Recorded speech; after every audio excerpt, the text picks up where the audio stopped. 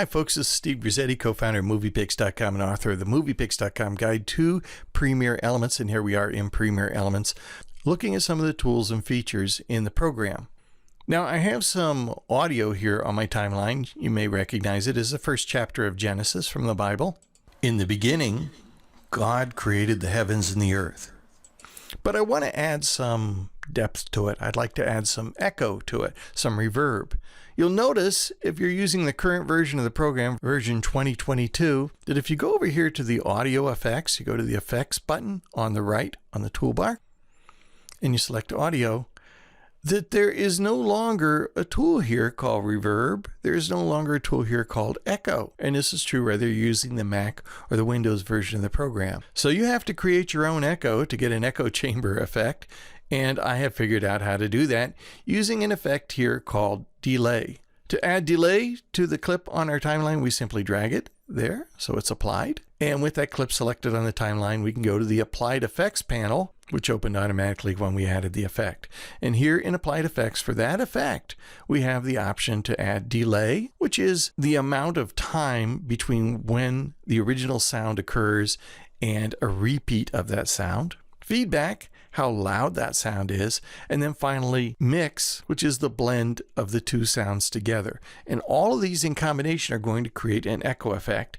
For delay, I'm going to set it to 0.35 seconds. It's about a third of a second. For feedback, I found that 20% is a nice level. These again are starting points. You'll want to improvise on them for your particular need. And finally mix, let's make mix 20% also.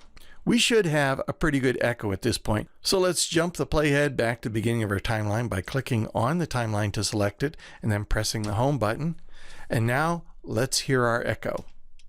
In the beginning, God created the heavens and the earth. Now the earth was formless and empty.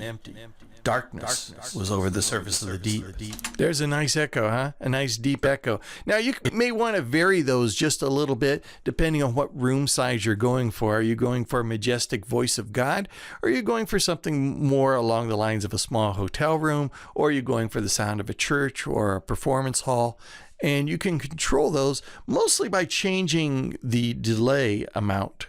And the longer the delay, the larger the room is going to sound. So let's select that clip again on our timeline. And let's bring delay up to, say, 0.5.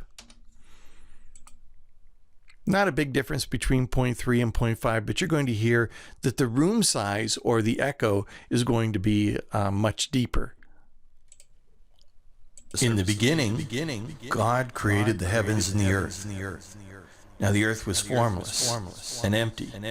Darkness was over the surface of the deep. A lot more echo. So you can use the delay effect then to create your own echo, short of having options like reverb and the echo effect. And these settings are a good start. 0.35 seconds for the delay, 20% feedback, 20% mix. And then by adjusting delay, you can make your echo or the room size larger or smaller. Want to know more tips and tricks like this? Check out the many tips and tutorials we have at MoviePix.com.